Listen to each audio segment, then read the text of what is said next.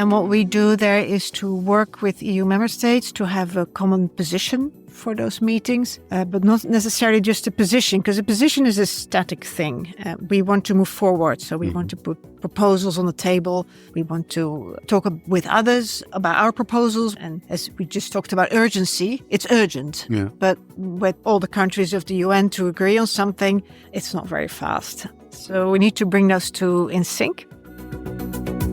Hey, SpaceWatchers, this is Space Café Radio, your channel about trends, awesome events and interesting people in the space sector.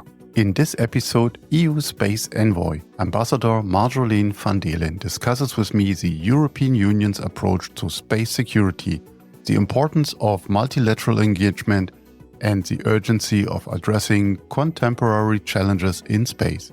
She explores the parallels between space and nuclear sectors, the current global space security issues, and the EU's new space strategy focusing on security and defense. Our discussion also looks into the diplomatic measures available to the EU and the needs for international cooperation to ensure the sustainability and peaceful use of outer space.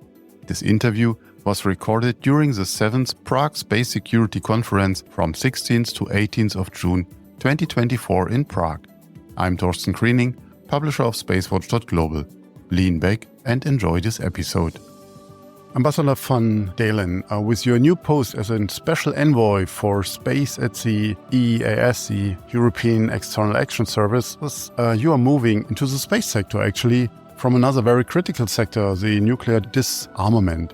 How could you apply your heritage, your knowledge into this new position? Thanks very much for that question. It's a really good one. What we see in the area of disarmament and especially arms control is the importance of strategic stability, of how we can, in a way, manage great power competition in a way that it doesn't escalate and that we can retain security for all. And that is a very important topic today as well in space security.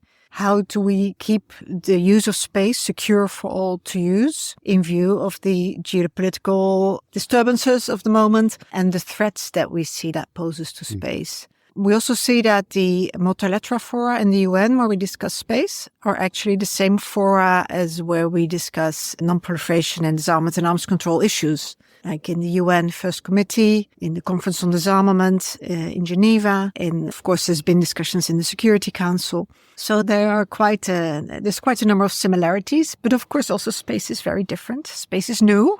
Space is not new, but the issues we are currently dealing with are much newer than the ones, especially as it relates to nuclear and chemical and biological weapons. There we have much more established treaties that are already in place with verification mechanisms, which is much less the case for space. I would argue that space has, per definition, this peaceful use inherent. And when you talk about weapons and disarmament, then it's hard to find a peaceful use in those besides the deterrence. If you look at the treaties on nuclear non-proliferation and chemical and bio, the issue of peaceful uses is very well defined in those treaties. In nuclear, it says that there should be free nuclear cooperation for nuclear power for peaceful purposes in the treaty, which is a bit of the other side of the coin of the disarmament part, the arms control part, and the non-proliferation part. And that's the case for all those treaties because these technologies, because they're inherently technologies, and technologies provide first and foremost opportunities for development, for people, for our daily lives, but they can also be abused.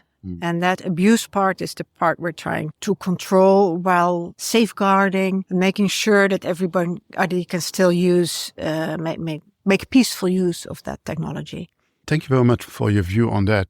Now your focus is space. So which are the main global space security issues that we are facing today? And if we specify that we are facing in Europe? First of all, I think what we face in Europe is what we face worldwide. That we all depend on space to a great extent. And we're very clear that space is not something that we can do alone. And by do, I mean that we can benefit from alone and that we can secure by ourselves. So this is very much a global effort. For the EU, what we see as risks, it's very much the risk of a threat to the EU space program, but also to space programs of other countries that we rely on, that we use frequently. The big example being the use of GPS or Galileo signals for our phones. And as our dependencies on space have increased, we also see that has opened that area up for competition and for other actors that have less positive motivations to be active in space. So we see these developments, we see the testing that has been done, for example, by Russia and China on direct ascent anti-satellite missiles. They tested them on their own assets, but by doing that, they've shown that they can also do it on ours if they would choose to do. And that is, of course, very threatening. And if we lose that use of space, we'd have a major problem. How would you rate the urgency to act right now? Because space is the ultimate high ground and space has a military component from the beginning, let's face it. But it seems that we are escalating step by step. So it seems that there is a kind of urgency, but how would you describe that? Yeah. I think we have an increasing urgency because it was always an issue, right? Even in the 90s, in the 2000s, we were speaking about the need to secure space for peaceful use.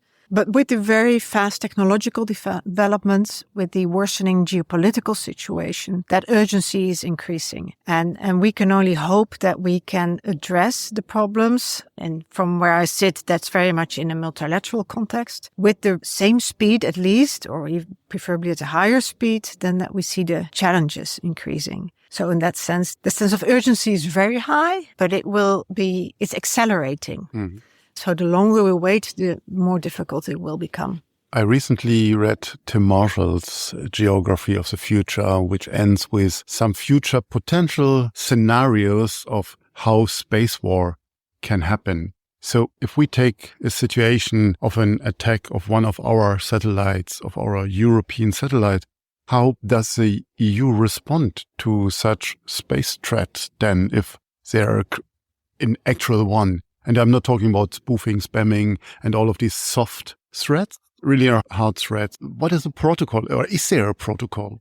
Yes, I think soft threats or hard threats, they're all threats. And it basically means the satellite stops doing what it's supposed to do. So they should all be addressed equally. What is key for the EU is to address the threats, not let it go, but to avoid escalation and to retain the freedom to use space in a peaceful way and to also ensure the sustainability of that. So the use of future generations of space. So that's our starting point. Of course, a first step is always a verification, assessing the risk, see if we can attribute a threat to an asset. So getting the facts right. Then from that, of course, we would first start in a diplomatic discussion with those that we think are responsible for the event. And we will probably also immediately reach out to our partners to inform about the threat and to help us address it. Then if that doesn't help this outreach, of course, there's other diplomatic measures that we have as EU with the 27 member states, and they will decide on this collectively. Just to make that very clear, is to do statements, to invoke treaties, to do formal démarches. And at the end of that spectrum is also sanctions potentially, if necessary. So there's a whole range of more diplomatic measures that we can take collectively as EU with the 27 member states. As EU, we don't have military response for space. It's not what we do. But we clearly have these more diplomatic efforts. It's sitting in our toolbox. Okay. So then the military activities would be then coordinated or forced in potentially by NATO or by the states that are affected or impacted by that. Yeah? That's what I would assume, yes. Yeah. Okay, let's move on here. As space is widely important for our life, our security, the current EU space strategy for security and defense, which your department, the EEAS led and published recently, how does that affect everything? We're very happy to have that strategy. It was written last year as a co-production by the EAS and the Commission. And then there was a process with the member states and the Parliament. So we pretty much have everyone on board on that. And that is a paradigm shift for the EU to look with a much more of a security and defense lens to space than with the purely peaceful users lens, which had been the case in the past. But because of the facts that we see, we were forced to do so. It was first announced in the strategic compass, and out of that came this effort to write this strategy. I think the strategy gives us a lot of tools to act together as EU, because of course, security and defense is the prerogative of member states. But with such a strategy, you see much more interest to work together in order to address the common threats. Together, we're going to be much more effective than 27 EU member states acting alone. So I think that will really help. For me, it was very good to have this strategy already in place when I started this position, because now I have my handbook set out for me. I know what I need to do and what I need to work on in the coming 4 years. And now it's about the implementation, right? The strategy is achieving a joint strategic vision of what needs to be done and agreeing on that. But now the implementation needs to start, or needs not start because we already started, but needs to be done. But that does not make your job easier, just having now a guideline in place. It does, because Really? everybody agrees on what we're going to do. So we can just do it rather than need to spend time to agree with 27 countries on what it is we're going to do. Okay. Let's move to a global level. How do you foster the multilateral engagement on space threats? The multilateral engagement is really key for the EU. It's where we work. It's where we believe solutions can be designed, can be built, can be agreed. Because as we said at the beginning of this discussion, space is for everyone and everyone is an actor. So it doesn't make sense to take any measures unilaterally. That doesn't help. So we need everyone on board and the UN is there for exactly that. So for us, that's really key. We have, of course, a couple of open-ended working groups coming up next year as a follow-up to the previous one. And there's still a GGE on parallels this summer, but we also have the imported processes in first committee. And what we do there is to work with EU member states to have a common position for those meetings, but not necessarily just a position, because a position is a static thing. We want to move forward, so we want to put proposals on the table. We want to talk with others about our proposals. We want to listen to their proposals and to their concerns. So we really want to help advance these processes. And as we just talked about urgency, it's urgent. Yeah. But with all the countries of the UN to agree on something, it's not very fast. So we need to bring those two in sync. And what's a very important instrument for the EU is partnerships, strategic partnerships. We work very closely with especially the US, but also Japan, Korea, Australia. We have dialogues with these countries on space security, space issues in general. But we're also talking very much to countries that are part of the NAM, middle countries, to understand better the positions of those in other parts of the world, not in the West, and to work with them. So that outreach and those discussions with like-minded, that's, I think, where the EU really has an impact. It's in our DNA, as we always say, but it truly is, because that's what the EU is about. So in the working groups you mentioned before, you do have an active seat there as well, or is EEAS participate as an observer? Yeah, we participate as observer, but we coordinate the member states. Okay. So basically, you have an indirect influence then. Yeah, we propose, for example, the statements that will be delivered, and then we negotiate them with the member states. And then most of the time it is us that deliver those statements. But if there is more a procedural point in the room, then the EU as an observer cannot respond, and it's one of the member states that does so on behalf of all of us. In the background, we coordinate also all of that. And in the margins of these meetings, we meet with all these other groups of countries. And that is something that we do on behalf of the member states. Do you think the Outer Space Treaty, what is the base for our work, need to be updated? And the reason is it does only include the term weapons of mass destruction today, but threats like space weapons, conventional or nuclear weapons in space, rendezvous and proximity operations, AI, nuclear at large, and certainly aggressive behaviors in space are not covered. And these are all threats, and they haven't not been foreseen. 67, obviously, yeah. But does that need an update, a review? Yeah, it's interesting that the Outer Space Treaty doesn't have a review mechanism, right? For example, the Non-Proliferation Treaty does. So we've never looked at it. It was very much a child of the 60s, so to say. Our focus is currently more on developing norms and principles of responsible behavior. And that is because it's been, especially for space, it is so hard to distinguish between civilian and military activities and to define what is a weapon. And therefore makes it much harder to encode it into some sort of treaty. So for us, looking at what the intention is or what is the observed behavior says much more than what something physically looks like. Because everything in space can be used in many different ways. So if we can advance on that, that will also help us build the building blocks to then get to legally binding treaties. Whether that would then be an amendment to the Outer Space Treaty or some other form, it's hard to say. One thing is that, of course, the Outer Space Treaty is not universal, and we would want any new agreements that we have to be universal. By the time we get there, we would need to look at that carefully, what would be the best option.